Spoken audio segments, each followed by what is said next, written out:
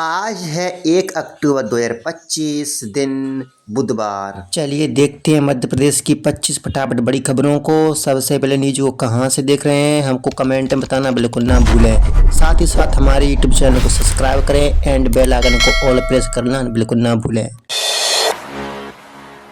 Madhya Pradesh Oberoi group का भव्य 5 star hotel Rajgarh palace जल्द होगा शुभारंभ। मध्य प्रदेश में ओबेरॉय ग्रुप ने खजुराहो के राजगढ़ पैलेस में भव्य 5 स्टार होटल तैयार किया है। द ओबेरॉय राजगढ़ पैलेस का शुभारंभ जल्द होने वाला है। ग्रुप के अर्जुन ओबेरॉय और शंकर ने सीएम डॉक्टर मोहन यादव को होटल के उद्घाटन के लिए आमंत्रित किया। मंगलवार को दोनों प्रतिनिधियों ने मुख्यमंत्री निवास में उनसे मुलाकात की। सीएम मोहन यादव ने होटल की शुरुआत पर प्रसन्नता जताई और कहा कि ये 5 सितारा लग्जरी होटल प्रदेश में पर्यटन को बढ़ावा देने में महत्वपूर्ण भूमिका निभाएगा। सरकारी राशन लिस्ट से हटेंगे अपात्र नाम, 3771 लोगों को नोटिस जारी। सरकारी राशन का लाभ अपात्र परिवार भी उठा रही हैं। जांच में कई ऐसे नाम सामने आए जो आयकर दाता हैं या जिनकी वार्षिक आय 6 लाख से अधिक। इस पर खाद्य विभाग ने 3771 कार्ड धारकों को नोटिस जारी किया। इनमें से अब तक 1500 लोगों ने जवाब दिए हैं, जबकि शेष से जानकारी मांगी गई है। संतोषजनक जवाब न मिलने पर उनके नाम पात्रता सूची से हटा दिए जाएंगे। ये कदम जरूरतमंद परिवारों तक मुफ्त राशन का लाभ सुनिश्चित करने के लिए उठाया गया। पुलिस विभाग में 7500 पदों पर भर्ती, आवेदन की अंतिम तिथि बढ़ी। मध्य प्रदेश कर्मचारी चयन मंडल ने पुलिस विभाग में 7500 पदों पर भर्ती निकाली है। आवेदन की प्रक्रिया 15 सितंबर से शुरू हुई और अब अंतिम तिथि 6 अक्टूबर तक बढ़ा दी गई। इच्छुक उम्मीदवार ऑफिशियल वेबसाइट पर जाकर अप्लाई कर सकते हैं। आवेदन में सुधार के लिए 4 अक्टूबर तक का मौका दिया गया। लिखित परीक्षा 30 अक्टूबर से आयोजित की जाएगी। इंदौर में 12 शिक्षण संस्थानों के छात्रों को 8 लाख की स्कॉलरशिप वितरित। इंदौर में आनंदम सीनियर सिटीजन सेंटर द्वारा संचालित विद्या स्कॉलरशिप कार्यक्रम का 10वां संस्करण 28 सितंबर को प्रेस्टीज इंस्टीट्यूट ऑफ इंजीनियरिंग सभागृह में आयोजित हुआ। कार्यक्रम के तहत 12 शिक्षण संस्थानों के मेधावी छात्रों को कुल 8 लाख रुपए की छात्रवृत्ति प्रदान की गई। मुख्य अतिथि श्री अनुराग अग्रवाल ने छात्र छात्राओं को उज्जवल भविष्य के लिए आशीर्वचन दिए। बीते 10 वर्षों से ये पहल आर्थिक रूप से कमजोर लेकिन प्रतिभाशाली विद्यार्थियों को शिक्षा के अवसर उपलब्ध कराकर उनके सपनों को साकार करने का काम कर रही है।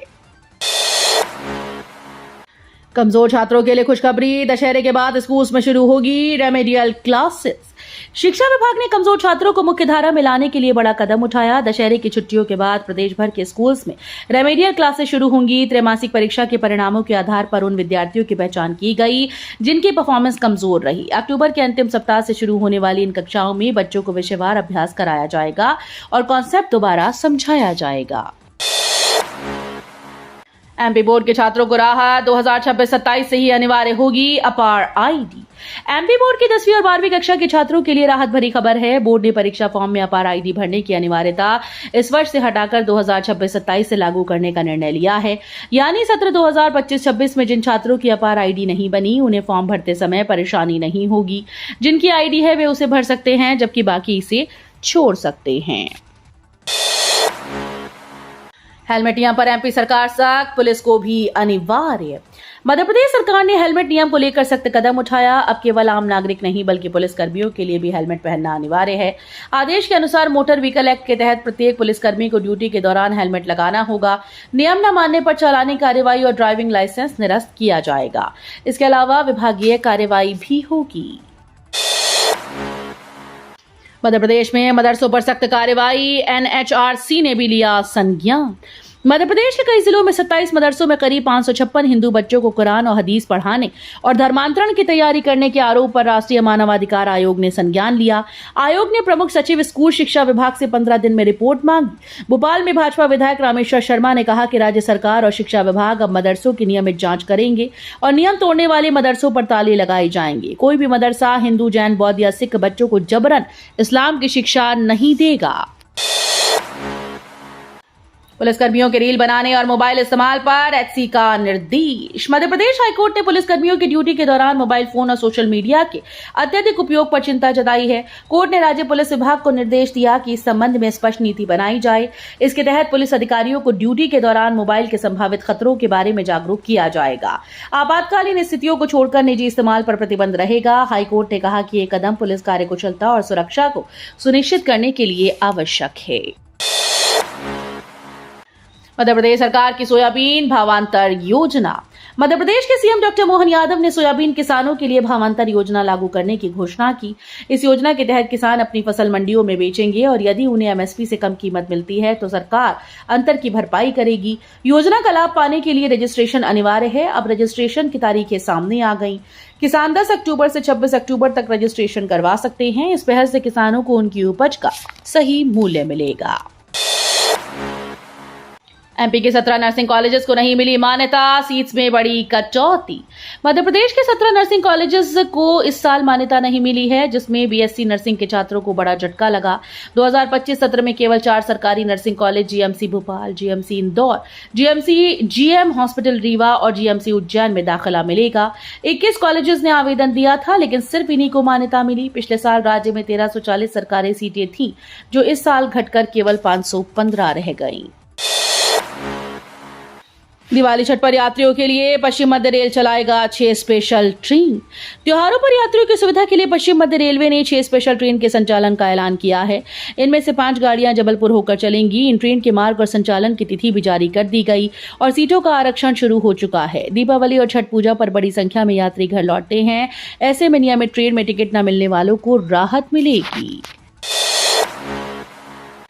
एग्रीकल्चर कॉलेजेस में आधे से भी कम छात्रों ने कराया रजिस्ट्रेशन, सीटें खाली। कृषि विश्वविद्यालय जबलपुर और ग्वालियर में स्नातक पाठ्यक्रम की प्रवेश प्रक्रिया 18 सितंबर से शुरू हुई, जो 8 अक्टूबर तक चलेगी। इन दोनों विश्वविद्यालयों के 17 सरकारी कॉलेजेस में 1472 सीटों पर दाखिला होना है, लेकिन पहली काउंसलिंग में सिर्फ 2715 विद्यार्थियों ने ही पंजीयन कराया, जबकि प्री एग्रीकल्चर टेस्ट में 12563 विद्यार्थी सफल हुए। इनमें से 9848 छात्रों ने काउंसलिंग में भाग ही नहीं लिया। घटती रुचि ने विश्वविद्यालय प्रशासन की चिंता बढ़ा दी और कई सीटें खाली रह सकती हैं।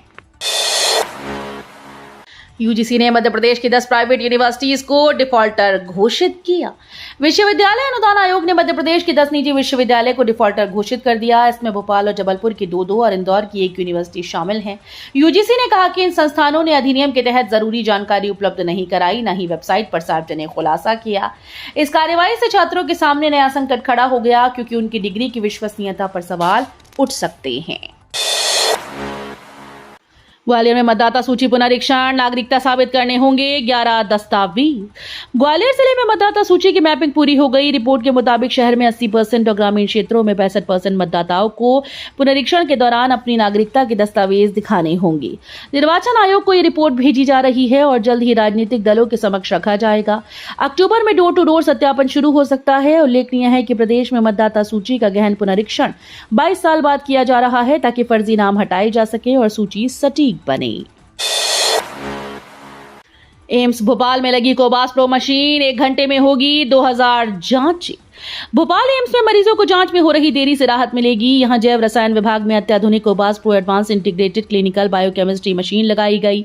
यह मध्य प्रदेश के किसी भी सरकारी अस्पताल में स्थापित होने वाली पहली मशीन है, जिसकी लागत 3 करोड़ रुपए से अधिक है। इस मशीन से ब्लड शुगर, लीवर व किडनी फंक्शन टेस्ट, हृदय रोग marker, cholesterol, thyroid hormone, cancer marker सहित 1 घंटे में 2000 से ज्यादा जांचें की जा सकेंगी। उज्जैन में बनेगा 20 मीटर चौड़ा 4 लेन, सिंगल्स 28 की तैयारी तेज। सिंगल्स 28 की तैयारियों के तहत उज्जैन में श्री महाकालेश्वर मंदिर चौराहे से बड़ा गोपाल मंदिर तक का मार्ग 20 मीटर चौड़ा बनाया जाएगा। नगर निगम इस पर 12.5 करोड़ रुपए खर्च करेगा। साथ ही श्री शनि मंदिर से चिंतामण गणेश मंदिर तक करीब 5 किलोमीटर लंबा 4 लेन भी बनाया जाएगा।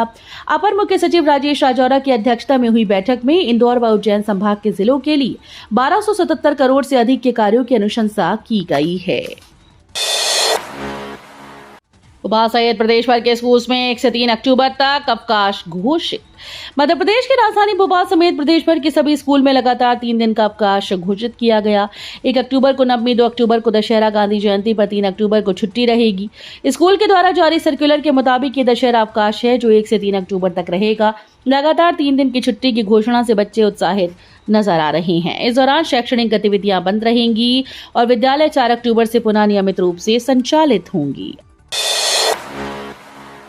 जबलपुर कांग्रेस की कार्यकारिणी में बड़ा बदलाव, पदाधिकारियों की होगी छटनी। संगठन को मजबूत करने के लिए जबलपुर कांग्रेस अब अपनी कार्यकारिणी में बड़ा बदलाव करने जा रहा है। पहले जिला कार्यकारिणी का आकार जंबो होता था, जिसमें 300 से ज्यादा पदाधिकारी सदस्य शामिल रहते थे। अब संख्या घटाकर अधिकतम 75 रखी जाएगी। इनमें 10 उपाध्यक्ष, 15 महामंत्री, 20 सचिव, बाकी कार्यकारिणी सदस्य होंगे। पहले जहां 100 उपाध्यक्ष, मंत्री, सचिव होते थे, अब छटनी कर संरचना को सुदृढ़ किया जाएगा। लव जिहाद और हिंदू लड़कियों को निशाना बनाने के मामले पर विवाद। मध्य प्रदेश के इंदौर 4 विधानसभा क्षेत्र के कपड़ा बाजार में लव जिहाद के आरोप में मुस्लिम सेल्समैन और व्यापारियों की एंट्री पर रोक लगा दी गई। बीजेपी विधायक मालिनी गौड़ के बेटे एकलव्य सिंह गौड़ के आदेश के बाद कई कर्मचारियों को नौकरी से हटा दिया गया। वहीं मुंबई के विरार में गरबा आयोजन को लेकर लीक हुई चैट में लिखा था कि एक भी हिंदू लड़की को मत छोड़ो, जिससे हिंदू संगठनों में आक्रोश फैला और FIR दर्ज कराई गई। MP में दशहरे से पहले प्रशासनिक सर्जरी, 12 जिलों के कलेक्टर बदले। दशहरे से 2 दिन पहले मध्य प्रदेश में प्रशासनिक सर्जरी की गई। राज्य सरकार ने 12 जिलों के कलेक्टर का तबादला किया और 24 IAS अधिकारियों का ट्रांसफर। भिंड के कलेक्टर संजीव श्रीवास्तव को हटाया। छिंदवाड़ा के कलेक्टर शीलेंद्र सिंह को मंत्रालय में पदस्थ किया। डिंडौरी की नेहा मारव्या को स्थानांतरित किया। अधिकांश ट्रांसफर ऐसे कलेक्टर के थे जिनका विवादों से नाम जुड़ा था। फार्मा चाय रिन्यूएबल एनर्जी में निवेश अवसरों पर इंटरैक्टिव सेशन। मुख्यमंत्री डॉक्टर मोहन यादव 5 अक्टूबर को गुवाहाटी में interactive session on investment opportunities में शामिल होंगे। इस मंच पर उत्तर पूर्व के उद्योगपतियों और निवेशकों से सीधा संवाद होगा। फार्मास्यूटिकल, चाय, सीमेंट, रिन्यूएबल एनर्जी, खाद्य प्रसंस्करण जैसे क्षेत्रों के निवेश अवसरों पर चर्चा होगी। गुवाहाटी, डिब्रूगढ़, तिनसुकिया, जोरहाट जैसे औद्योगिक केंद्रों के प्रमुख उद्योगपति इस सेशन में शामिल होंगे। ये पहल मध्य प्रदेश और नॉर्थ ईस्ट के उद्योग और रोजगार के नए अवसरों को जोड़ने की दिशा में महत्वपूर्ण कदम है। MP में भारी बारिश से सोयाबीन फसल बर्बाद, किसान मांग रहे मुआवजा। मध्य प्रदेश में भारी वर्षा से सोयाबीन की फसल को गंभीर नुकसान पहुंचा। नीमच के सावनकुंड गांव के किसान वीरेंद्र गौड़ ने 4 बीघा में खड़ी फसल पर रोटावीटर चलाकर उसे पूरी तरह से नष्ट कर दिया। उनका कहना है कि फलियां नहीं लगी और कटाई का खर्च निकालना मुश्किल है। मुख्यमंत्री डॉक्टर मोहन यादव की भावांतर योजना के बावजूद किसान मुआवजे की मांग कर रहे हैं। जिले के अन्य किसानों ने भी कलेक्ट्रेट पर प्रदर्शन कर उचित मुआवजा देने की मांग की, क्योंकि सर्वे पर्याप्त नहीं और भेदभाव की शिकायतें आ रही हैं। MP में धूमधाम से मनाया जाएगा दशहरा। सीएम इंदौर में करेंगे शस्त्र पूजन। मध्य प्रदेश में इस बार भी धूमधाम के साथ दशहरा मनाया जाएगा। मुख्यमंत्री डॉक्टर मोहन यादव अपने प्रभार जिला इंदौर में शस्त्र पूजन करेंगे। सामान्य प्रशासन विभाग के आदेश के अनुसार 2 अक्टूबर को दोपहर 2:30 बजे से शस्त्र पूजन कार्यक्रम आयोजित किया जाएगा। प्रदेश के मंत्री, सांसद, विधायक भी अपने अपने जिलों में कार्यक्रम में भाग लेंगे। विधानसभा अध्यक्ष Narendra Singh Tomar Gwalior, deputy CM Jagdish Devda Bhopal, deputy CM Rajendra Shukla Rewa, मंत्री विजय शाह खंडवा, कैलाश विजयवर्गीय धार में शस्त्र पूजन करेंगी।